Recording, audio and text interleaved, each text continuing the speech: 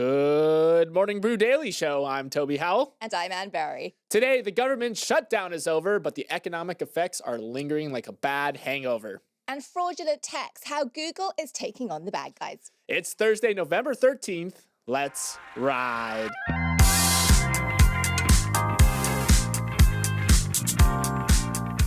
Good morning and happy Thursday, everyone. Well, I encourage everybody to go get a neck massage this morning because I foresee some upward gazing in your future. That's because we're in the middle of a crazy Northern Lights display. Aurora Borealis has been spotted in a huge swathe of states recently, including as far south as Florida and Alabama. Now, this particular storm comes as a result of a phenomenon called a coronal mass ejection, where the sun blasts charged particles at Earth, leading to this crazy light show. Well, this particular show has reached G4 levels, Toby, the second highest on the NOAA's 5-step scale. Now, the storm likely peaked the past evening, but some lights will still be on display tonight. So, Toby, if I lived in one of these states that rarely gets a chance to see something like the Northern Lights, how do I go about capturing that moment? As far south as Florida, my own home state. I'm so glad you asked, Ann. 3 things you need. You need darkness, exposure, and your iPhone. Get away from all the light pollution near civilization if possible. You're not going to see them in Times Square. And then change your iPhone settings to use a longer exposure time so the sensor lets in more light than usual. Keep a steady hand here because I've done this. It comes out really blurry if you're moving around all the time. So if you want a crisp and cool picture, have a steady hand. But you'd be shocked at what a smartphone can pick up these days. I pointed it at what I thought was a pretty normal night sky one night and let that puppy keep its shutter open for 10 seconds and bam, Northern Lights just appeared. So it's cool. It's fun. If you are in a state as far south as, my home state of Florida, it's a pretty rare occurrence. So try to get out there and see them. Now, a word from our sponsor, U.S. Bank. Here in New York, there's no shortage of musicals and shows to catch year-round. So whether you're heading into town as a tourist or entertaining visiting loved ones, there's always something to see. And you don't have to break the bank to get tickets. Introducing the US Bank Split World MasterCard, a new type of card that lets you pay later on every purchase. With the Split card, all purchases are automatically divided into 3 payments and placed into a payment plan to be paid back over 3 months. If you're looking for additional flexibility, any purchase over $100 can be extended to 6 or 12 months with equal monthly payments for a low monthly fee. So whether you're splurging on theater tickets or covering an unexpected bill, you can pay later on every purchase with the US Bank Split card. Learn more at usbank.com/splitcard. That's usbank.com/splitcard. After 44 long days, the government shutdown is officially over. The House passed a bill last night to fund the government through January 30th, and President Trump signed it, reopening the federal government, which had been hanging a closed sign on its doors since October 1st. The deal came to fruition after 8 Democratic senators and 6 Democratic House reps broke ranks to pass the funding bill without extending the enhanced healthcare subsidies they were originally fighting for. The package also includes the reinstatement of federal workers who were laid off during the shutdown. Now that the deal has been reached, some things will quickly resume with the government back up and running. About 800,000 federal employees who have been furloughed or working without pay will start to receive their paycheck again, including back pay. And SNAP benefits will also be restored, likely within 24 hours in most states, with funding secured through next September. But it could be a minute until everything is back to normal. For instance, the National Air Traffic Controllers Association president Nick Daniels said earlier this week that it took over 2 months for staffing levels to rebound after the last shutdown ended in 2019. As for the official government data that makes our jobs as podcasters easier, there will be delays, and the White House said that inflation in jobs data from October may never be released. And the sheer length of this thing caused all sorts of economic fallout. Who's emerging from this as a winner and who's emerging as a loser? Well, I'm really struggling to think, Toby, of someone who is a winner coming out of all this, to be perfectly honest. But definitely in terms of the losers, let's take a look at some of the numbers. Every week that went by with the shutdown, the economy probably suffered between 10 to $30 billion in terms of lost productivity or lost GDP. If you take a look at sort of specific sectors, to your point, you just talked about air traffic control. By the way, I traveled through this shutdown and I got every delay you can imagine, but I got to hand it to the air traffic controllers who kept working through this. It's stressful at the best of times and they were sort of amazing. But look, the airlines obviously lost a bunch of flights. We saw 2,000 scrapped on Monday. We saw 900 scrapped even yesterday when it looked like this was going to get better. Small businesses, how many times have you and I talked about Sweet Greens and the Carvers of the world? All of those locations near, federal offices certainly saw traffic dry up. So I think lots of people were struggling. I think there's a lot of happiness that it's over. I'll find some winners, Yeah, though, because I go for always it. look on the bright side. And the winners were actually probably Wall Street and investors throughout this, because the market has performed pretty well throughout the entire shutdown. Overall, if you look at the past 13 shutdowns, the S&P 500 was flat or positive in 10 of them. So really the market tends to shrug off these things for the most part. And I do think that if you look over the past, September and October, it wasn't the strongest that we've ever seen, but also it wasn't the weakest. We saw about a 2% gain during the shutdown from October 1st to now. So the market did perform a little bit better than maybe you would expect, considering all the economic turmoil that was happening under the surface. Another sector of the economy that probably did pretty well during the shutdown was private credit and gig platforms, because when you are going without paychecks for a while, like a lot of government workers have, these buy now, pay later plans, these paycheck advance apps, they step in and, bridge the gap for these missed paychecks. This happened during, the pandemic era as well, where, Cash App and then things like DoorDash also started to become more ubiquitous. So a short-term boost for sure. I don't know if it's going to be a long-term boost, but these sort of bridge the gap moments are big for companies like that as well. Well, I think everyone's super, super excited to be getting back to work. Also, just one thing that's sort of interesting here, Toby, it's looking ahead now. We're getting into that sort of holiday season when consumers are thinking about what their holiday spend is going to look like. So folks thinking about, what does it mean for the retail sector? Again, some of this back pay, folks will get paid. There'll maybe be some catch-up spending, but some of it may be lost in the meantime. Yeah, and the housing market as well definitely slowed down during this because, mortgage applications were delayed or slowed down by a lot of missing income verification. You can't go get a house if you don't have any income to pledge. So the housing market is probably going to slowly emerge from this, especially in areas around DC as well. But you're right. The loss of the overall economy, this is lost productivity that you can't easily recapture or regain after it happens. So there's going to be some lingering, productivity loss. There's going to be some lingering effects on hiring all the way up to 2026. So the overall impact, that $14 billion a week number that you mentioned, I think that is potentially just scratching the surface on how long this thing, I called it a hangover at the beginning of the show, because it's there's going to be an economic hangover, even though the closed sign has turned to open on the government. The good news, though, does mean that everyone who is worried about their Thanksgiving travel, I don't know if you, Toby, were worried about getting on a plane a couple of weeks from now, at least there is this sort of end in sight, and folks are actually getting a little bit more confident about being able to see friends and loved ones over that Thanksgiving period. Let's move on, Toby, and talk about something that I'm very curious as to whether you've experienced this. Have you ever received a text message saying you're overdue on a toll payment, or that you need to authorize a delivery of something you frankly didn't know you'd ordered? Yes, all the time. All the time. Okay, well, that means that, like you, and I've had this too, you've been experiencing, together with victims from all over the world, you've been plagued with millions of scam text messages, and these have allegedly made over $1 billion for the instigators of these schemes. But now someone is finally standing up to these scammers, and it's someone who might actually have the might to do it. So the unexpected Batman in this, the defender of those text recipients, is Google suing the cyber criminal group behind these text phishing scams, claiming 25 unnamed individuals are part of an operation known as, quote, Lighthouse.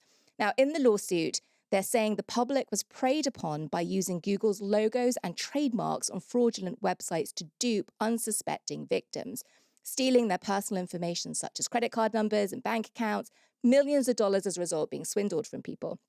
Now, Google cited research by the CSIS security group in its legal filings, claiming that somewhere between just under 13 million to 115 million, so this is a big range, US credit or banking card details have been stolen. Now, Google believes that these individuals are in China, which means they're outside the reach of US courts, but they're spending a lot of time and resources on this, hoping that this suit acts as a deterrent. So, Toby, phishing has been growing in scale and sophistication. Does Google have an actual shot at putting all of this to an end? I mean, I certainly hope so, because I think every single person listening has gone through that moment where they get a new text, you look at it and you're like, why do I have an unpaid toll in Florida? You see some, sketchy looking URL. And I think a lot of people have been trained at this point to just ignore it. But still, this is a massive global scam operation. So Lighthouse is phishing as a service. You know, there's software as a service. Lighthouse is this thing that you can sell to criminals that has subscriptions and weekly, monthly, annual payment tiers. It's just like any other software plan. But what it does is it gives you ready-made phishing templates. It allows you to set up fake websites. It has back-end dashboards for the stolen data. So it really is this sophisticated operation. So Google is saying like, hey, this is not just a couple of people, you know, firing these out themselves. This is a legitimate company that is, making money, and it's selling subscriptions to these things, and it's preying off people using USPS, using EasyPass, these institutions that people are familiar with. And trust.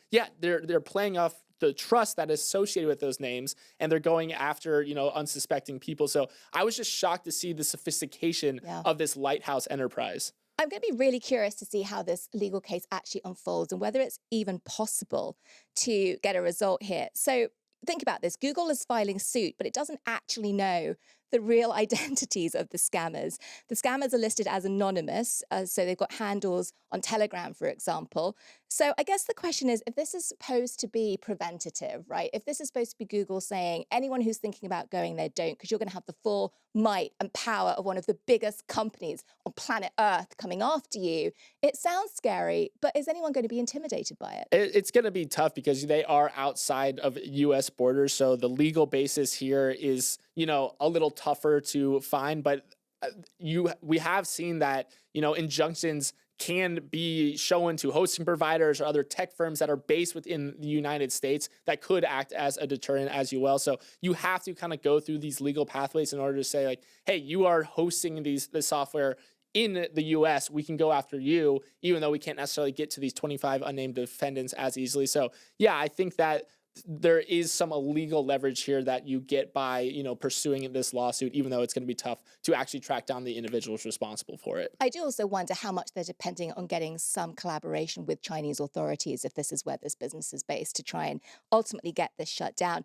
Just as a side note, here it is, Google is the one filing suit, but it would be tough for us to ignore the fact that Google faces intense legal scrutiny itself right now. It does have recent antitrust rulings over its search and advertising dominance. So, Toby, I'm curious, how much of this is an attempt to try and reclaim some reputational high ground again, if you're Google? Yeah, it's trying to be the white knight here, the Batman, as you said. So, because you are right, everyone has experienced these, and so they say, all right, Google, thanks for having our back here. Again, who knows how effective they're going to be because this is such a sophisticated and widespread operation, but I do think you're right. There probably is a little bit of goodwill that they're trying to garner here as well. All right, we're going to take a quick break and come back with a Celebrity Neal's Numbers segment right after this. Welcome to Neal's Numbers, the segment where I do my best Celebrity Neal impression and bring you 3 stats from the week's news that will help you dominate Thanksgiving small talk. And my first number is 60, which is the percent of grades handed out at Harvard last year that were A's. That's according to an internal report from the school where, by its own admission, it concluded that it's failing to perform the key functions of grading properly. Sending out report cards that would make it onto every fridge back home is a recent phenomenon. Back in the 2005 school year, only 25% of grades were A's, a number that has been steadily rising since. Along the way, the median GPA has risen to 3.83 from 3.29 back in 1985. Well, you say, maybe kids are just smarter these days.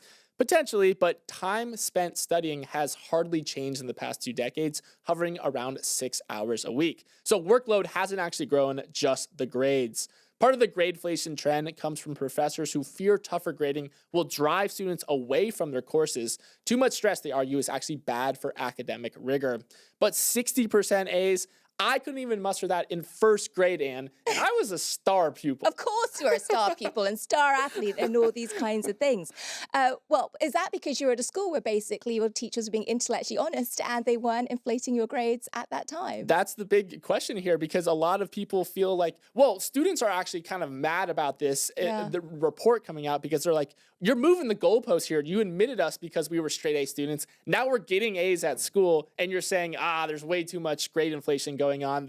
They are basically saying like, hey, we're pretty dang smart here. But then you have some other students that say the problem is the fact that you can get A's in courses that you don't do work on. If you do the work and get an A, that's fine. But a lot of these courses are easier and just handing out A's like candy, which devalues, the A's that people are working harder from. So I can see both sides of this argument here for sure. Particularly if these are students who are innately competitive, actually. They want to see some differentiation in performance. And what happened too is that this has not been a battle that is to modern times. Back in 2004, Princeton also tried capping its A's a little bit, but they dropped that actually because they found it was causing more stress in their student body and also made their students look worse next to peers from other schools. Because if you're coming out with Princeton and you have a 3.2 GPA and you're trying to get into law school against someone from Harvard who's got a 3.8 GPA, that is not going to, you can't square the circle there. So there's a long history of schools trying to crack down on A's. One solution that Harvard actually put forth is bringing back the A plus as like a carrot on the top. So it's not just straight A's anymore. Now, if you bring back, that highest upper echelon of grading, maybe it will cause people to like work harder there. So lots of different angles to this, but it is fascinating that, the A's are just so plentiful at Harvard these days that everyone is getting them. They're handing them out like candy. I'm so skeptical. That just means you get grade inflation to more A pluses, right, over time. One of the things here, Toby, that struck me when I was reading about this, there's a lot of conversation around how the students are pushing back. They're saying they already face extreme workloads and stress. What about the professors, right? If you take a look at this from their perspective, one of the reasons this has happened is because professors have been stressed that if they don't have a course that's perceived as being at least accessible for getting grades that are within reach, then they might see enrollment fall. And there's this kind of race to the bottom in some sense in terms of it being a popularity contest. Yeah, that is a great point because, if you read like, oh, easy A or hard A, you're probably going to maybe opt for the, well, I don't know how, I don't want to put words in the mouth of Harvard students, but that you're absolutely right that professors are facing this as well. My next number has to do with how people use ChatGPT. The Washington Post analyzed 47,000 publicly shared conversations and found that 1 in 10 users mainly use the tool for social interaction, not work or productivity. That supports what OpenAI's internal data drop from September shows too. Most queries are for personal use, not professional. Within that personal use subset, the Post found that despite OpenAI largely promoting ChatGPT as a productivity tool, about 10% of users were engaging in abstract discussions with the chatbot, ranging from obscure medical treatment explorations to musing on the nature of reality. So a lot of people are treating the chatbot less as a grammar checker or email writer and more as an all-knowing oracle they can use to probe the depths of themselves and existence. One thing that also stands out about this particular data set is how users never thought their chats would see the light of day. OpenAI removed discoverability of chats via Google in July after realizing users were unintentionally sharing private info. But the Post was able to scrape 93,000 shared chats preserved by the Internet Archive to build their own analysis.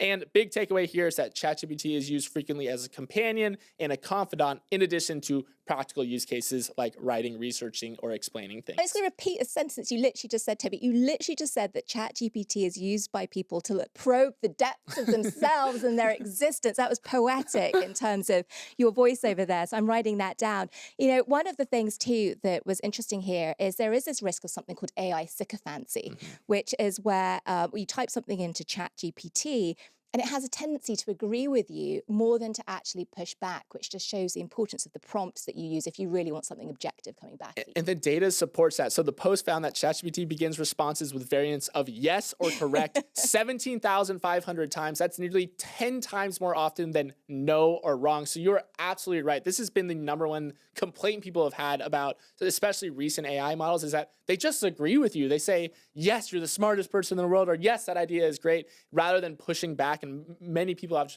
tried to manually say, no, I want you to disagree with me more. So the language patterns, the yes effect, are absolutely there in this data set as well. It's a little bit like improvisation training. It's always yes and every sentence you have. The other thing that was interesting here is just thinking about where these chatbot conversations end up. So one place that folks have been posting their chatbot conversations is on Reddit. And here's why this caught my eye, Toby. People like Reddit and other forums are literally selling this data to, guess who? OpenAI to try to train these models. So now we're getting AI-generated conversations, potentially training AI models. It's AI all the way to the bottom. It's a You're circular right. AI thing in a totally different format. Exactly. My final number shows just how much a beef can cost you. As Disney's fight with YouTube TV over a new content distribution contract drags on, the blackout is turning into a financial nightmare. According to estimates, the feud is costing Disney an estimated $4.3 million per day in lost revenue. That figure comes by way of Morgan Stanley analysts who project a $60 million total hit to Disney's upcoming quarter if the blackout lasts 14 days. Of course, the impact on viewers might be even more intense. YouTube TV's 10 million plus subscribers have now missed 2 Monday Night Football games, including the Eagles versus the Packers on November 10th, which, if we're being honest, you didn't miss much, as well as 2 full Saturdays of college football due to the ESPN blackout. Leaving millions of NFL and college football fans in the dark, the single most valuable audience Disney holds is a code red for the company. But there's 2 sides to this money-losing coin. Disney is losing $30 million a week, but YouTube TV risks subscriber churn. According to a recent survey, 24% of YouTube TV subscribers say they've already canceled or plan to because of the blackout. Those stats sent YouTube parent Google into damage control. It offered users a one-time $20 account credit to discourage cancellations. And there's no winners here. Maybe the financial toll will determine who blinks first, though. This is like the government shutdown of the media world, right? That's what we're in. And just to put into context, Toby, some of those numbers that you laid out, that $30 million per week that Disney's losing in revenue, that was the Morgan Stanley analyst you referenced. Just to put it in context, Disney's full year revenue last year was $91 billion. YouTube's full year revenue last year, $54 billion. So as annoying as this is for everybody, and there is lost money here, both of these guys can afford to sort of take the hit for a while, waiting to see who blinks first. It really is just this disagreement with how they're seeing the situation. ABC, Disney owns ABC and ESPN as well, and ABC has increasingly been showing some of these sports broadcasts that were once exclusive to ESPN. So Disney's stance is like, hey, the increased availability of our live sports makes our product more valuable, so it justifies a higher cost. But then the distributor, YouTube TV, says that we're already paying for the same content that people can watch on ESPN. Why are we paying for the same content again on ABC? So you're not seeing a lot of eye to eye here. Disney does report earnings this morning, actually, so maybe we'll see some clarity on when we feel like this conflict will eventually end, because right now it's untenable for a lot of watchers. Gonna have to run out of here and take a look at those earnings for sure. Well, now a sprint to the finish with our final headlines, starting with our first headline, which is, it is truly the end of an era. At 238 years of issuance, the US has finally officially minted its very last penny in Philadelphia. Well, just a brief history of how we got here. President Trump wanted to stop the minting of US pennies due to its cost of production, because the irony is it costs about 4 cents to make 1 cent. Now, there was a time when pennies were valuable enough to buy penny candy like gumballs or feed parking meters and toll booths. Now they're found mostly at the bottom of water fountains, coin jars, or just lost underneath car seats. Well, even though we've stopped making pennies, they are still legal tender, but the removal from circulation is causing a headache for some retailers on figuring out what to do if they actually have to give exact change. Lots of things, by the way, are priced at like $4.99 just to be below that dollar mark. So do they round to the nearest nickel? Do they ask customers to pay with a credit card? In any case, the government's phasing out of the penny has been a bit, quote, chaotic. That's Mark Weller, Executive Director of Americans for Common Sense. Great name, by the way. Toby, will you be missing our little copper-plated friend? R.I.P. to the penny. It feel like it snuck up on us. I mean, we've done a couple of stories now about how the penny was getting phased out, but the fact that the last one was minted, it is kind of a monumental day. My favorite penny fact is that Abraham Lincoln is the most reproduced artwork in all of human history, because we've minted so many pennies and he's on the back of the penny. So it is just one of those things that was so ubiquitous with America for so long. Now it's just phasing out. Retailers are obviously a little bit annoyed here. They're having some headaches because when you round down to the nearest nickel. Quick Trip said a convenience store chain said it's going to cost it a couple of $1 million annually doing that. So a lot of these trade groups and retail groups are saying we just want federal legislation that standardizes rounding rules for cash transactions because we don't want to be shaving off these millions of dollars every single year. I do wonder, when is the moment when these pennies become collectibles, right? Because they're so rare. Start collecting. Start hoarding. But literally before, as I was talking to our producer Ray before we started filming, he said there's going to be a day where people are diving into fountains to try to get to these There's pennies. literally billions out there, though, so just check under your seat cushions. No need to get wet in the fountains.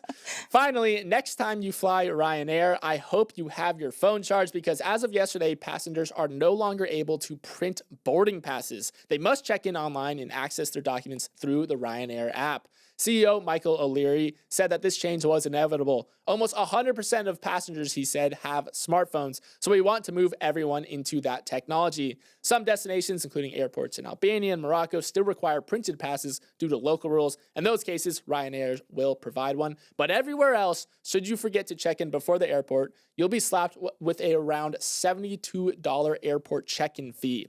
Hefty, but again, O'Leary says that anyone who fails to check in ahead of time is, quote, either stupid or they ignored our email instructions. Still, Ann, this shift shouldn't be too drastic as almost 80% of Ryanair's 206 million passengers already use digital boarding passes. Either way, definitely a great way to get people to download their app, that's for sure. Yeah, I actually thought this had happened already. That's like a blink and I miss it. I will say, though, my grandmother in the UK, she flies on Ryanair, and I worry for her because there is absolutely no way she's going to be downloading her mobile boarding pass. You're totally right. I mean, obviously, the people who fly Ryanair consistently probably know this and will have the Ryanair app, but the people who are flying it for the first time, a tourist or maybe someone like your grandma, they aren't up to date on these rules, and so they might be, they're going to get hit with this fee going forward. Obviously, a lot of people are going to be able to do this, but it is interesting that they're like, we're just completely done with boarding passes. Just a different way of flying. I remember, I'm not that old, but I still remember you had paper boarding passes. Absolutely. That was the only way to get on the plane. Now they're completely doing away with it. It makes sense over time when you think about it, but yeah, I hope your grandma has smooth sailing going forward. All right, that is all the time we have today. If you have thoughts on the show, want to eulogize the penny, or get mad at Ryanair, shoot us a message on Instagram at MB Daily Show. Toss us a follow there as well.